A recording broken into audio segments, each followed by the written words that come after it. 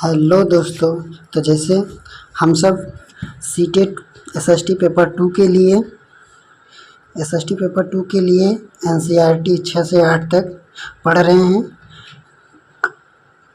कल की क्लास में सिर्फ यहाँ तक हुआ था, तो आज इस क्लास में हम सब पूरा ख़त्म करेंगे। तो देखिए, यहाँ तक कल हुआ था, इसके आगे देखिए लिखा गया है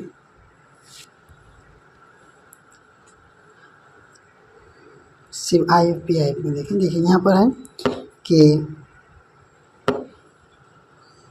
इसमें देखिए हम इसका सार बता दे रहे हैं। इसमें बस बताया गया है, टाइम वेस्ट होगा अगर पढ़ेंगे तो इसमें सिर्फ बताया गया है कि पहले जो लोग रहते थे तो गेहूं और जौ उगाना तो शुरू कर दिए थे, तो वो अब गेहूं और जौ को रखते भी थे, संग्रह भी करते थे उसको आगे बोने के लिए।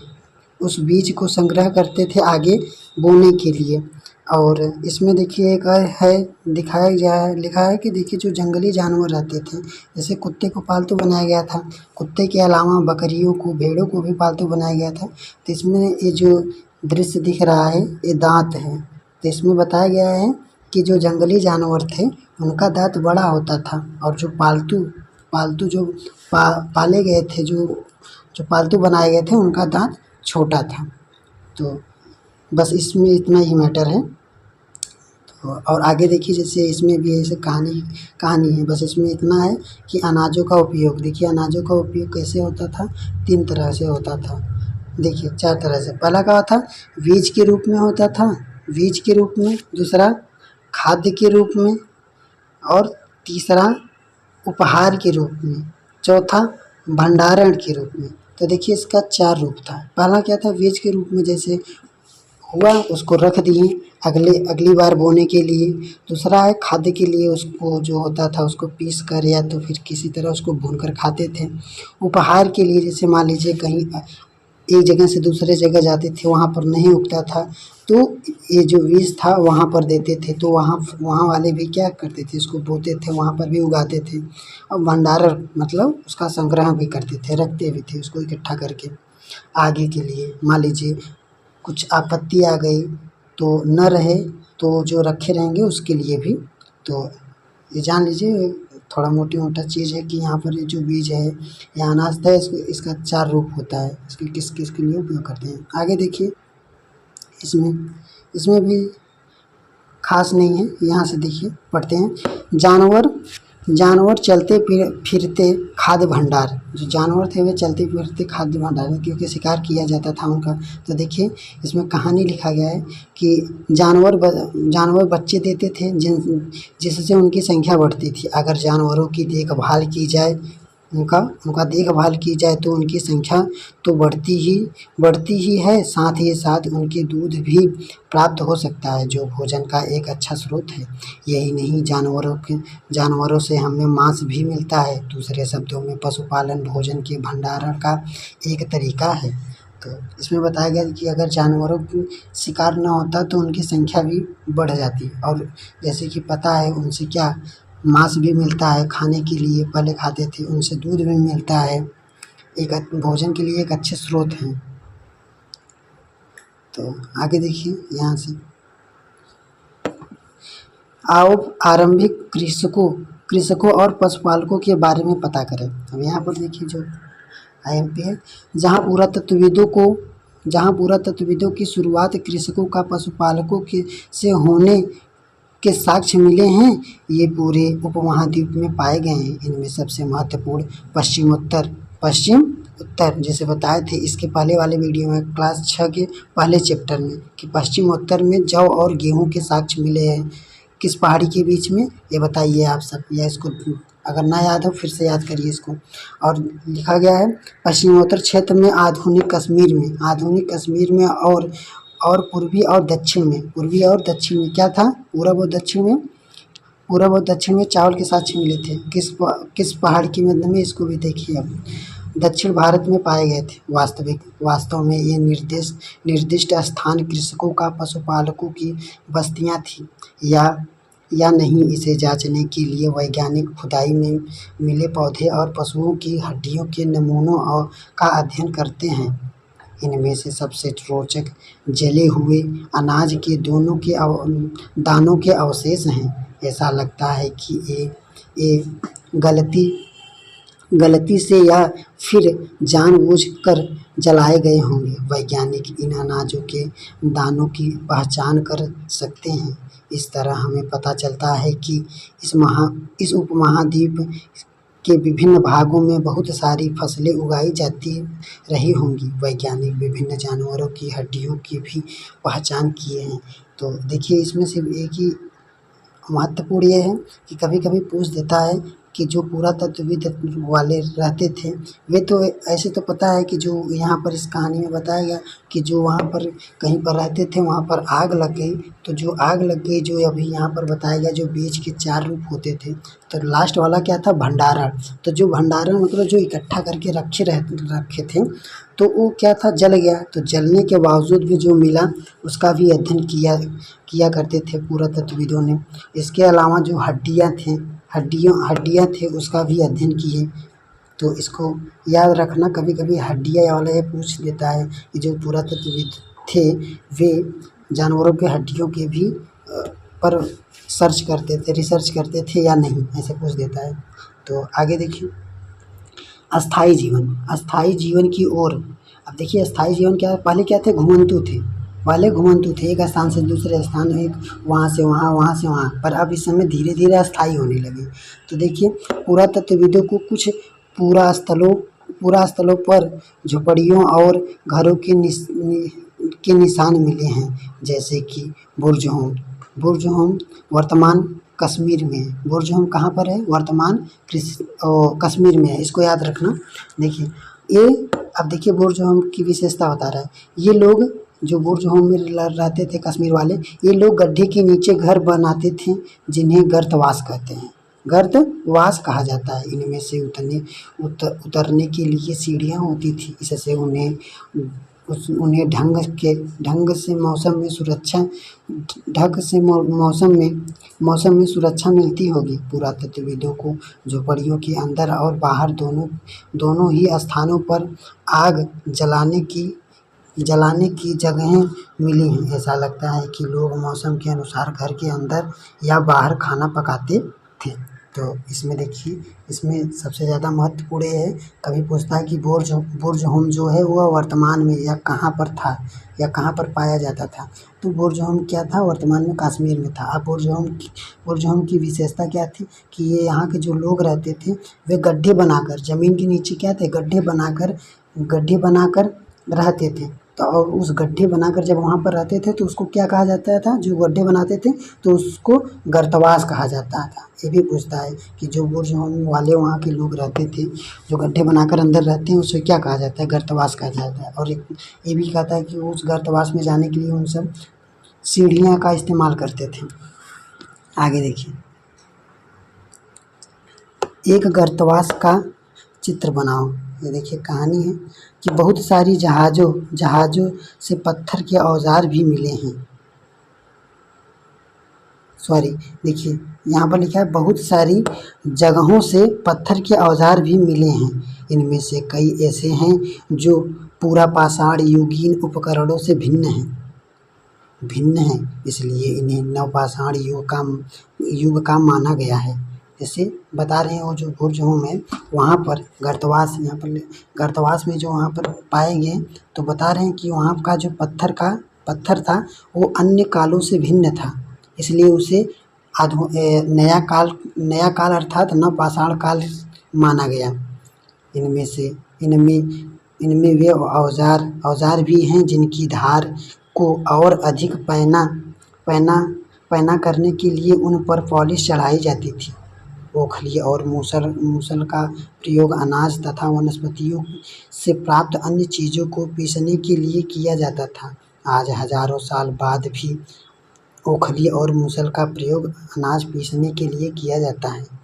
उसी तरह प्राचीन प्रशस्ति युगीन औजारों का निर्माण और प्रयोग लगातार होता रहा। कुछ औजार हड्डियों के भी बनाए जाते थे। तो इसमें बस इतना आईएमपी है कि पूछता है कि जो औजार रहते थे वे किस किस चीज़ के बनाए जाते थे। तो पत्थरों से भी रहते थे, हड्डियों से भी रहते थे, और वो जो वहाँ पर जो बुर्ज होम में जो अवशेष मिले हैं, पत्थरों के अवशेष मिले हैं, वो पत्थरों के अवशेष को किस भाग में रखा जाता है? तो नवपाषाण युग में रखा जाता है।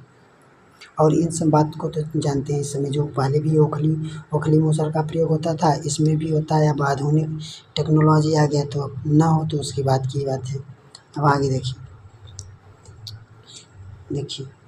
यहाँ पर देखिए दिखाया गया है कि ये देखिए नवपाषाण युग के कुछ उपकरण हैं। ये देखिए जो पत्थर मिले हैं यहाँ पर, देखिए कुछ जो इसके पहले थे मध्यपाषाण काल के पत्थर क्या थे? छोटे छोटे थे, इसको याद रखना। और इसमें देखिए कुछ अलग तरीके से मिला गया है, इसीलिए इस युग को क्या बोल दिए कि नवपाषाण काल युग।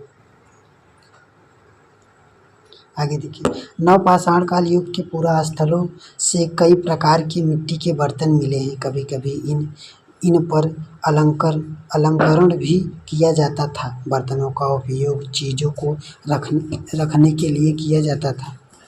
धीरे धीरे लोग बर्तनों का प्रयोग खाना बनाने के लिए भी करने लगे। चावल, गेहूँ तथा दलहन जैसे अनाज अब आहार का महत्वपूर्ण हिस्सा बन गए थे। इसके साथ साथ अब लोग कपड़े भी बुनने लगे थे। इसके लिए कपास जैसे आवश्यक पौधा उगाए जा रहे थे। तो इसमें देखिए बताया गया कि जो नवपाषाण काल कहा गया, नया काल बना, तो इसमें क्या थे कि मिट्टी के बर्तन भी मिले थे इस काल में, और उस मिट्टी के बर्तन मिले थे। तो उसमें क्या था? तो इसमें सिर्फ इतना महत्वपूर्ण है कि पूछा जाता है कि किस काल में अलंकृत मिट्टी के बर्तन मिले हैं। यही पूछा जाता है कि किस काल में अलंकृत मिट्टी के बर्तन मिले हैं। तो नवपाषाण काल में, बस इतना याद रखना इसमें। और इसके अलावा कहानी है, ये तो आप सब सुने। आगे देखिए, क्या ये परिवर्तन हर जगह एक साथ ही हो गए होंगे? ऐसा बात नहीं है। एक तरफ जहाँ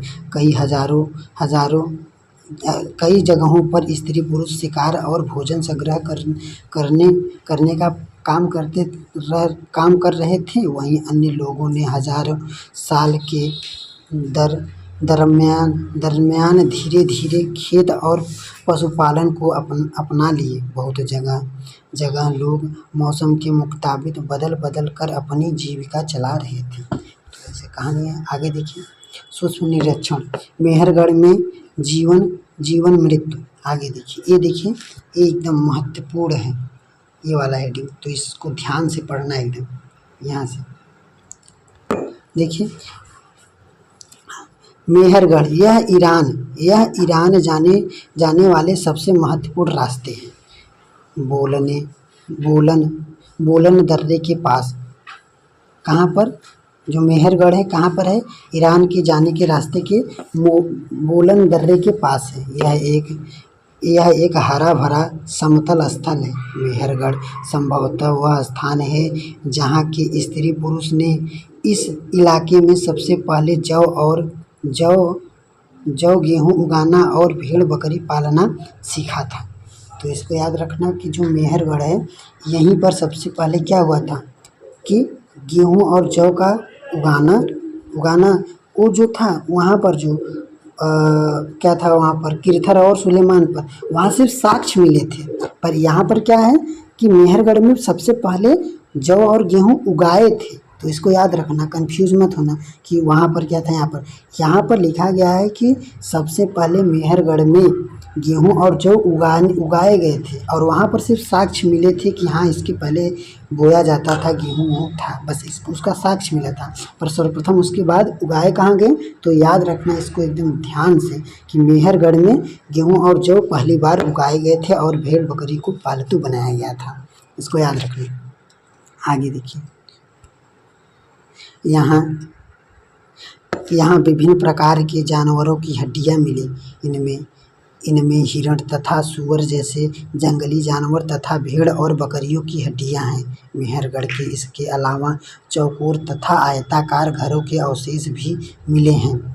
प्रत्येक घर में चार चार या उससे ज़्यादा कमरे हैं, जिनमें से कुछ संभवतः भंडार के काम आते होंगे। मृत्यु के बाद सामान्यतया मृत्यु के सगे संबंधी उनके प्रति सम्मान जताते हैं। लोगों की आस्था है कि मृत्यु के बाद भी जीवन होती है, इसलिए कब्रों में मृतकों के साथ कुछ सामान भी रखे जाते थे। मेहरगढ़ देखिए, यहाँ इतना इतना तो समझ में आया कि सबसे पहले गेहूँ और जौ के साक्ष्य कहाँ मिले थे? सुलेमान और गिरधर पहाड़ी के बीच, वहाँ पर मिले थे। और किस उत्तर और पश्चिम में? और यहाँ पर बताया गया कि गेहूँ और जौ जो थे उसका प्रथम बार माने तो उपयोग या बोया कब गया, ऐसे ठेठ में, और या तो फिर उसका पहली बार उगाया कब गया, तो यहाँ मेहरगढ़ में। तो पशुपालन, जैसे कुत्ता तो पहले ही पाला गया था, यहाँ पर जो मेहरगढ़ में था तो अब भेड़ बकरियों को भी पालना स्टार्ट कर दिए थे। अब आगे देखिए, यहाँ पर एक जो है घर पाया गया है, या घर पाया गया है, और ये घर जो था, ये घर के जो कमरे थे ये चौकोर थे, ये चौकोर आयताकार में बने थे। तो इसमें देखिए यहाँ पर दिखा है 4 कोना है, इसमें लिखा गया है, कहीं पे एक में देखिए रहते भी थे। यहाँ पर देखिए, यहाँ पर जैसे इसमें कोई एक कमरा था सिर्फ अन्य को या जो थे बीज वगैरह को उसको संग्रह करने के लिए भी ऐसे खाली छोड़ दिया जाता था, उसमें संग्रह किया करते थे। और इसमें देखिए एक है कि यहाँ मेहरगढ़ में ही ऐसा मानना था, ऐसा लोगों का मानना था कि मृत्यु के बाद भी जीवन होता है। तो यहाँ देखिए ये वाला वाक्य डायरेक्ट उठाता है कि कहाँ के लोगों का आस्था था कि मृत्यु के बाद भी जीवन होता है। ऑप्शन देगा तो इसको याद रखना, मेहरगढ़ में ऐसा था कि मृत्यु के बाद भी लोगों का जीवन रहता है। और दूसरा पॉइंट ये पूछता है कि कब्र में मृतकों के साथ कुछ सामान भी रखे जाते थे। अब सामान में जैसे देखिए आगे भी है, यहाँ पर देखिए, यहाँ पर है कि ऐसे कई कब्रें मिले हैं। एक कब्र में एक मृतक के साथ एक बकरी को भी दफनाया गया है। संभवतः इसे परलोक में मृतक के खाने के लिए रखा गया है। इसको देखिए, यहाँ पर देखिए, इतना आस्था था कि ये जो मर गया है व्यक्ति, बता रहे हैं कि इसके साथ बकरी को भी दफना दिया गया है कि इसको जो परलोक में जाएंगे तो इस बकरी को खाएंगे। तो ऐसा पूछा जाता है कि कब्र में मृतकों के साथ बकरी का साक्ष्य कहाँ मिला है, या कब्र में मृतकों के साथ बकरी का साक्ष्य कहाँ मिला है, तो यहाँ मेहरगढ़ में। तो आगे देखिए, अब लिखा गया है कि मेहरगढ़ की कब्र का चित्र, क्या बकरी के कंकाल को पहचान सकते हो? तो देखिए, अभी कंकाल के पहचानने के लिए भी नहीं, इसमें नहीं है, शायद अगले चैप्टर में होगा कि कंकाल को कैसे पहचाना जाए। तो आगे देखिए, यहाँ पर भी देखिए 4 कोल थे शिकारों द्वारा। इसमें देखिए कहानी है, सिर्फ IMP देखिए आप कि शिकारियों द्वारा शिकार पर निकालने से पहले कुछ अनुष्ठान के लिए बनाया जाता है या अनुष्ठान किया जाता है, बस इतना जानो। इसमें दिया गया, जैसे पहले क्या था कि कहीं युद्ध लड़ने जाते थे उसके पहले यज्ञ करते थे। तो यहाँ पर भी वो जो सब थे, कहीं पर भी शिकार करने से पहले भी जो भी होता था अपना पूजा पाठ करते थे, अनुष्ठान वगैरह करते थे। तो आगे देखिए कुछ पॉइंट हैं इसमें, जैसे आखेट खाद्य संग्रह। आखेट मतलब शिकार करना होता है, खाद्य मतलब खाने के अन्य जो थे गेहूँ जौ, संग्राहक मतलब क्या होते थे, उसको जो संग्रह करते थे। पूरा स्थल का होता है, अब इसमें जैसे बताए थे हम, पूरा स्थल क्या होता है? पूरा स्थल क्या होता है कि कहीं पर जहाँ पर साक्ष्य मिलता है, जैसे पुरातत्वविदों ने जहाँ पर खोजा, तो जहाँ पर खोजा उस स्थान को पूरा स्थल कहते हैं। उद्योग स्थान भी, जहाँ पर वो निकले उसको उद्योग स्थान भी कह सकते हैं। आवासीय स्थल, जहाँ पर रहते थे उसे आवासीय स्थल कहते हैं। पूरा पाषाण काल, इसमें देखिए बताए थे कि पूरा का अर्थ है प्राचीन, पाषाण का अर्थ है पत्थर। मध्य पाषाण काल भी देखिए, पाषाण का अर्थ है पत्थर, मध्य का मतलब मध्य पाषाण काल में बताया गया था तो इसमें जो पत्थर के औजारे थे वे छोटे होते थे। और लघु पाषाण काल, लघु पाषाण काल कृषक भी होते थे, कृषक जानते हो कृषि कहते हैं। पशुपालक, पशुपालक जो पशु को पालते थे। नवपाषाण काल युग कब्र। अब नवपाषाण काल युग में थोड़ा क्या था, उसमें अलग तरीके से जो औजार वगैरह थे पाए गए थे, इसलिए इसको पूरा पाषाण काल, मध्य पाषाण काल, लघु पाषाण काल से भिन्न था, इसीलिए इसको नवपाषाण काल युग कहने लगे। तो ये सब बातें ध्यान देना, क्योंकि यहाँ पर देखिए लिखा गया है, ये इन्हीं सब शब्दों का प्रयोग हुआ है पूरे पाठ में। तो यहाँ पर पूरा सार दिया है, हम समझा भी दिए। आगे देखिए, ये कहानी है देखिए। तो अब चलिए देखिए, ये पॉइंट है, इसको पढ़कर हम सब आज वन लाइनर क्वेश्चन करेंगे। कुछ महत्वपूर्ण तिथियां देखिए। मध्य पाषाण काल की तिथियां क्या थी, हम बताए थे आप सबको कि जो मध्य पाषाण काल था वो 12,000 से 10,000 साल पहले था। मध्य पाषाण काल 12,000 साल से 10,000 साल पहले, इसको याद रखना, क्योंकि जब यहाँ पर दिया गया है तो इसको पूछता है। और देखिए पाषाण काल का नहीं दिया है, पूरा पाषाण काल का, तो मध्य से पाषाण काल का दिया है। तो क्यों दिया है, थोड़ा सोचिए, मतलब कभी कभी पूछ सकता है, तो इसीलिए दिया गया है। अब देखिए नवपाषाण काल का, नवपाषाण युग काल का आरंभ कब हुआ था, तो अब इसी के बाद मध्य पाषाण काल के बाद कौन सा आया था, तो नवपाषाण काल आया था। तो इसको 10,000 साल पहले। अब देखिए लिखा गया बसने की प्रक्रिया का आरंभ। अब पूछता है कि बसने की प्रक्रिया का आरंभ कितने वर्ष पहले हुआ था या कितने साल पहले हुआ था, तो 12,000 साल पहले, 12,000 साल पहले। आगे देखिए, अब मेहरगढ़ में बस्ती का आरंभ लगभग 8,000 साल पहले। मेहरगढ़ में बस्ती का रहना कब शुरू किए थे, तो 8,000 साल पहले। तो देखिए दोस्तों, ये चैप्टर समाप्त हो गया। अब हम आगे बढ़ रहे हैं एकदम वन लाइनर क्वेश्चन करने के लिए। तो अब उम्मीद है कि आप सबको समझ में आ गया होगा। देखिए एकदम नहीं समझ में आया होगा तब पर भी देखिए, इस एक क्वेश्चन से ही पूरा आ जाएगा। देखिए पहला देखिए क्या है कि क्या तुम बता सकते हो कि सबसे पहले कुत्तों को ही पालतू क्यों बनाया गया। अब देखिए, अब यहाँ पूछ रहा है कोई, या प्रश्न है कि आपके दिमाग में भी चलता होगा कि हाँ, कुत्तों को ही पालतू पहले क्यों बनाए, बकरी को भी इस समय पालते हैं पर बकरी को ही पहले क्यों नहीं बनाए। तो देखिए इसका है कि मनुष्य पहले शिकार करके अपना पेट भरता था। कुत्तों की सूंघने की क्षमता अधिक होती है, इसलिए कुत्ता आने वाले खतरों को भांपने से पहले चौकन्ना कर देता था, इसलिए कुत्ते को सबसे पहले पालतू बनाया गया। समझ में आया? बस इतना है कि कुत्तों को सबसे पहले पालतू इसलिए बनाया गया है कि जो उसके सूंघने की क्षमता होती है वो अधिक होती है अन्य जानवरों की अपेक्षा। देखिए यहाँ सूंघने थोड़ा मिस्टेक हो गया है, तो इसको आप सूंघने समझना। आगे देखिए, क्या तुम्हें लगता है कि शिकारी या भोजन संग्रह करने वाले बर्तन बनाते और उसका उपयोग करते होंगे? आपने जवाब का कारण बताओ। तो देखिए बताया गया है कि जो थे उस समय के लोग, वो जो भोजन संग्रह करने के लिए जो बर्तन बनाते थे तो उसका उपयोग भी करते थे। तो देखिए बताया गया है कि शिकार या भोजन संग्रह करने वाले बर्तन नहीं बनाते होंगे, क्योंकि वे भोजन की तलाश में सदा एक स्थान से दूसरे स्थान पर घूमते रहते थे तथा वे इतना अधिक भोजन संग्रहण नहीं करते थे कि भोजन के संग्रहण के लिए बर्तनों की आवश्यकता पड़े। देखिए समझ में आया? मतलब बर्तन तो बनाते थे पर उन बर्तनों में इतना, बस मान लीजिए जैसे बोलते हैं काम चलाने के लिए उपयोग करते थे उसका, ये नहीं कि सालों साल 2 साल के लिए उसका उपयोग करते हैं। क्योंकि वो एक स्थान से दूसरे स्थान तक जाते थे, तो अब अपना खुद ही जा रहे हैं तो बर्तन को कैसे लेकर जाते थे, उतना उस समय सुविधा भी नहीं थी। तो इसीलिए बस वो जो बर्तन वगैरह बनाते थे तो कुछ समय के लिए उसको उपयोग करते थे, उसके बाद वहीं पर छोड़ देते थे, या फूट जाता था या कुछ भी हो जाता था, उसको छोड़कर ऐसे चले जाते थे। उसका लंबे समय के लिए उसका उपयोग नहीं करते थे। बस इसका कहने का मतलब ये है। आगे देखिए, भोजन के अतिरिक्त जानवरों से और क्या क्या मिल सकता था। भोजन के अतिरिक्त जानवरों से हमें निम्नलिखित वस्तुएं मिलती हैं। पहला देखिए, जानवरों की खाल से चमड़ी मिलता था, जो चमड़ा होता था।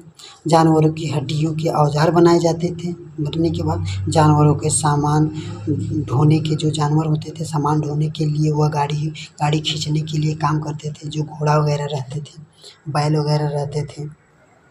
आगे देखिए, आज जानवरों का उपयोग किस लिए होता है। अब देखिए इस समय का जानवरों का उपयोग किस लिए हो रहा है, तो देखिए गाड़ी खींचने तथा माल ढोने के लिए आज भी होता है। कहीं कहीं पर मान लीजिए टेक्नोलॉजी बढ़ गया है, अब नहीं दिखता है पर कहीं कहीं होता है। जानवरों की खाल से चमड़ी बनाया जाता है। जानवरों से दूध प्राप्त होता है। आगे देखिए, एकदम नॉर्मल था। आगे देखिए, पुरुषों द्वारा किए जाने वाला कामों की एक सूची बनाओ। महिला और क्या क्या काम करती है। इसमें देखिए बनाया गया है कि जो पहले थे तो वो पुरुष द्वारा किए गए काम क्या, जानवरों को झुंड में चराना, मछली पकड़ना, शिकार करना पुरुष का काम था। ये काम क्या क्या था कि जो जानवरों को झुंड में चराना, मछली पकड़ना, शिकार करना, ये सब पुरुष करते थे पहले भी। और सॉरी, महिलाओं द्वारा किए गए काम, खेतों में काम जैसे ज़मीन तैयार करना, बीज बोना, पौधों की देखभाल करना, काटना, अनाज कूटना, पीसना आदि, ये सभी कार्य क्या महिलाओं की थी, जो आज भी ऐसा ही है। तो देखिए कौन से ऐसे काम हैं जो स्त्री पुरुष दोनों करते थे। तो देखिए झोपड़ियाँ बनाना और औजार बनाना, टोकरियाँ बनाना, जानवरों की देखभाल करना, दूध निकालना, बर्तन बनाना आज सभी है, दोनों महिला पुरुष दोनों लोग करते थे। आगे देखिए लिखा गया है कि आगे देखिए एकदम कहानी उठा कर रख दिया है ऐसे, छोड़ो इसको जाने दो। यहाँ से देखिए प्रश्न अभ्यास, देखिए प्रश्न अभ्यास। अब यहाँ से देखिए इसमें अब फिर से याद दिलाया जा रहा है एक बार कि खेती करने वाले लोग एक ही स्थान पर लंबे समय तक क्यों रहते थे। बताए थे पहले घुमंतु थे, उसके बाद धीरे धीरे अस्थाई होने लगे।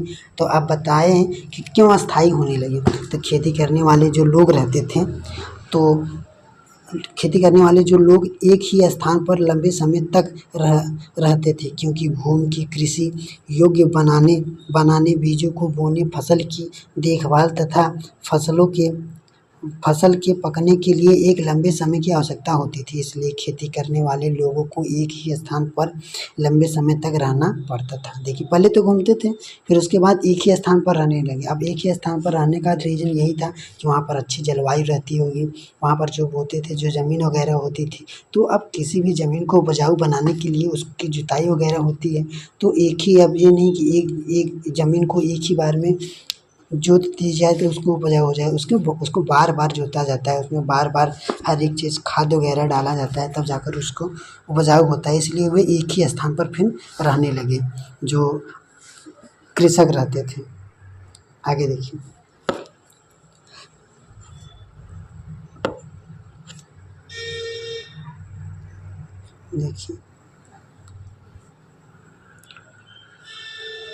देखिए लिखा गया है कि न्यूनों अगर चावल खाना चाहता है तो उसे किन स्थानों पर जाना चाहिए। तो जैसे यहाँ देखिए कोल्डी हवा जो है, कोल्डी हवा देखिए यहाँ पर लिखा गया है कि चावल खाने के लिए कोल्डी हवा आधुनिक उत्तर प्रदेश या महागढ़ आधुनिक उत्तर प्रदेश जाना चाहिए। यहाँ पर भी चावल के साक्ष्य वगैरह मिले थे। देखिए पुरातत्वविद ऐसा क्यों मानते हैं कि मेहरगढ़ के लोग पहले केवल शिकार करते थे और बाद में उनके लिए पशुपालक ज़्यादा महत्वपूर्ण हो गया। जो पुरातत्वविद लोग हैं, मेहरगढ़ में रिसर्च किए, उसका अध्ययन किए, तो वो बताएं कि जो अक्सर मेहरगढ़ के जो लोग रहते हैं वे शिकार के ही लिए करने के लिए ही है। तो देखिए पुरातत्वविदों द्वारा मेहरगढ़ की खुदाई में सबसे नीचे के स्तर से जिन जानवरों की हड्डी मिली है उनमें हिरण था। उनमें क्या था? हिरण था तथा जंगली सूअर प्रमुख हैं, जिससे पता चलता है कि इस अवस्था में मानव केवल शिकार पर निर्भर था। इसके ऊपर के स्तरों में भेड़ तथा बकरियों की हड्डियाँ ज़्यादा मिली है। इससे पता चलता है कि इस काल में लोगों ने पशुपालन करना आरंभ किया था। तो समझे?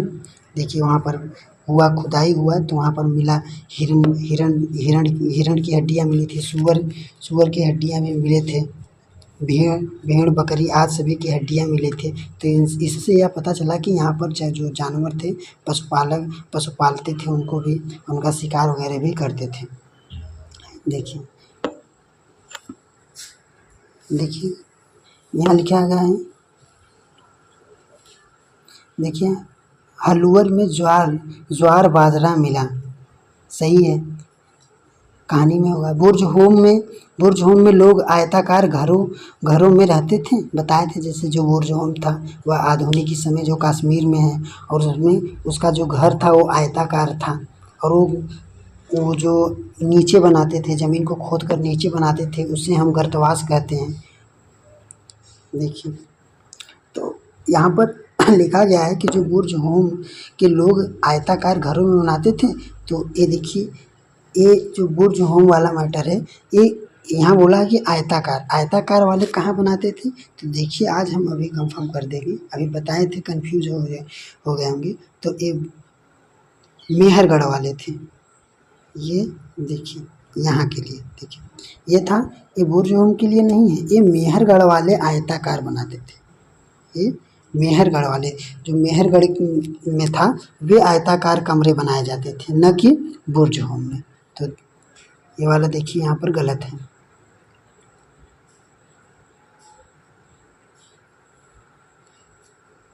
यहाँ पर देखिए ये गलत है। चिरौद कश्मीर का एक पूरा स्थल है, गलत है। देखिए आगे देखिए, जेडाइट जो दाओजली हिंडील में मिला, चीन से लाया गया था।